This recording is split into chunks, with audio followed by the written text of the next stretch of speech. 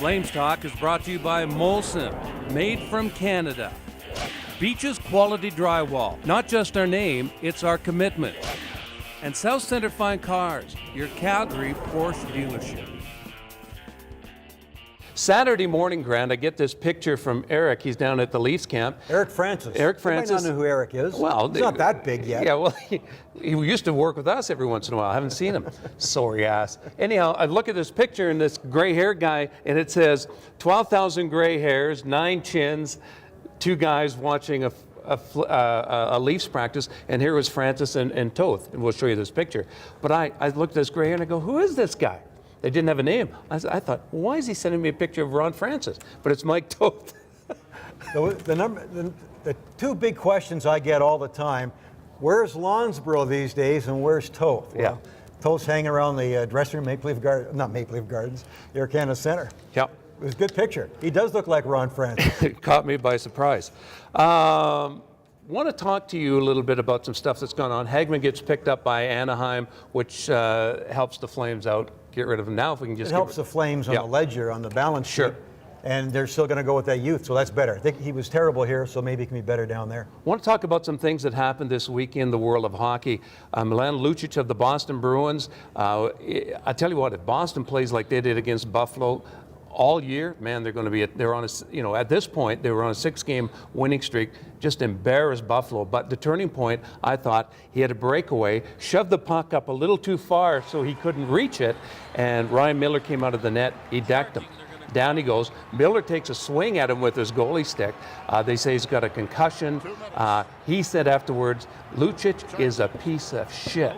And Lucic said, well, if that was the Boston Bruins, we wouldn't stand for that. There would be a brawl if a guy took a... But Buffalo didn't respond. Yeah. So interesting. Well, to me, first of all, Boston is a tough team. Yeah. I mean, we saw that a little bit in the playoffs last year where Vancouver couldn't match their team toughness. They're almost, I think some teams would call them a dirty team. Yep. I know being a Boston Bruins fan, you probably wouldn't agree with that, but Lucic, that's the way he has to play, and I think more teams will be leery of playing the Bruins now because of that, and Lucic is right. For teams not to come to the rescue, you don't see that enough anymore, do you? You don't see teams come to the rescue of their players. Forget about the instigator rule and all that kind of stuff. There is a time and place where you have to do that. Badge of honor, man. I think some teams have to start showing up against the Bruins, or the Bruins are going to run all over the NHL and probably win it again. What's kind of interesting, Grant, I was reading an article by Dave Tippett, who I think is one of the great defensive minds in hockey, and I love what Dave Tippett does. Good head coaches in hockey too. Great, he's great. But he's saying, just because you have a lot of hits in the game doesn't mean that's the way to play the game of hockey.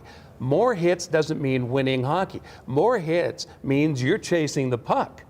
And he's got a good point. I asked that, Martin Gell and I a bunch of years ago were talking about that, where under Darryl Sutter he was being told to be more mean, be tougher, be tougher. Yeah. And he said, off the record stuff. He says, good players don't have to be mean and tough and hit, because usually you're out of position. Sometimes some players have to say it, like again in the Boston Bruins, you're not going to push us around. But Jelena was making the point that good, strong players are just smart players that know where to go, play the body. That's what good players do. So Dave Tippett's right, and I guess Martin Jelena would agree. Let me ask you this: Who do you think in this league are the 2 top teams for fighting with the most minutes in fighting this year? And I know you don't look at stats all the time, but I'm just throwing that at you. Who are the top fighting teams in the NHL right now? I take up too much time to try and think. I'll come up with a couple of teams. I'll say Edmonton. All right, and who else? And I'll say, real quickly, we're Chicago. New York Rangers, Vancouver Canucks. Vancouver Canucks surprised me, Grant. Just the fact that, we saw them wilt somewhat last year. But who's fighting for them? Well, that's in team penalty minutes. They did try and toughen up over the offseason with some more grit, but I thought Chicago would be the obvious answer too. Carcillo was down there, and I thought with maybe Ben Eager up in Edmonton and that kind of stuff. Yep. But that does surprise me. You don't see as many fights right now. No. One thing I did want to talk to you, and watching hockey and the Philadelphia-Tampa game and the 1-3-1 trap, we know it's there. It's not going away unless the league does something about it. Well, what can the league do? But Philadelphia, that was comical as hell. It was good. It was perfect. Now the league has to do something. Wait a sec. What can you do? You can't legislate game plans. Grant, it's like the NBA. You got to have a clock to get that puck over the blue line to get it into play. And if you look at the NBA, you can't have zone defenses. You can't, because it takes you don't have the excitement that you would have. If people didn't see it, they did a 1-3-1, right? Yeah. Now they played in the playoffs, and other teams do it. Yes, so you can do it, but you can do it either passively or a little bit more aggressively. Yeah. So I'm saying you can still do the 1-3-1, but Martin's saying it was like, oh yeah. Here we are. He was just over the blue line and not trying to come in. So I think both teams are at fault here. Tampa could have still done the 1-3-1, disguised it a little bit better. And the Flyers could have done something to beat the 1-3-1 too. Yeah, but it was hilarious. It was fun. One thing that they're talking about, Grant, 40th anniversary of the Soviet-Canadian series. A game every year or something Well, like that? they want to do this series thing again. And I'm going, you can't. It's done. Can't. It's done. You've got too many. That back then, it was an unknown commodity. It was them against us. It was their society against us. And how many Russians were in the NHL? 0. You know who the first Russian player was? I forgot. Pryakin. Yeah, that's right. Sergei Pryakin. Piece of crap. I've got a good shot at him in 1989. The Montreal Forum dressed him just drinking beer after the game. He hadn't done anything in the playoffs. Yeah. But he was just getting hammered, having a good time. But remember when he came over, we did interviews with him, and we go, what in the hell is this guy? I just think that was the start of the open door policy, if you will, because Makarov came right after that. So there's a good interview too.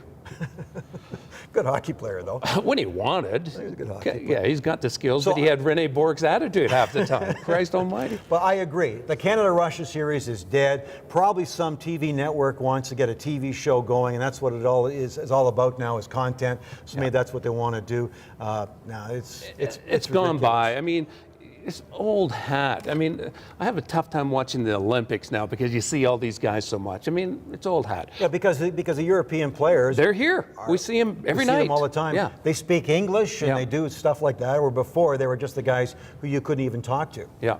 One other thing I want to talk to you, and it's just changing sports a little bit. You know, we always go on about role players, and last week we were talking about role players. The perfect team is with a perfect coach that realizes, like the Brett Hulls, you don't necessarily need them to come back. He's going to score 50 goals, but you do have role players to play.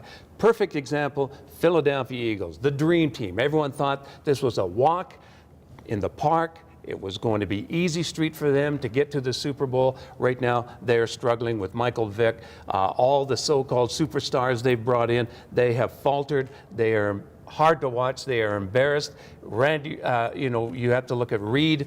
But he's one of the best coaches. He's one of the best coaches. If they get rid of him, that's a huge mistake. It's suicide. Yeah. But what are you going to do with that team, Grant? What do you do with that team? Well, aren't you always skeptical, Mike, when in any league, no matter what sport it is, when they try and build a dream team, it never does work. It always falls down. The Yankees are a good example of that. It's not over yet. I mean, they can still make the playoffs, can't they? They can still get this together. But there's some contract problems with players going on right now, too. So to me, that team is just, it's the personalities involved. But when I see dream teams, I like when they falter. I wish the Lions and the Bills could get back up to where they were so they could the teams that nobody expected. Yeah, dream teams rarely work. San Fran, 8-1. I mean, Jim Harbaugh's got in there. Heat. Yeah, you know what I mean. The Miami Heat. That was the worst of all dream teams, wasn't it?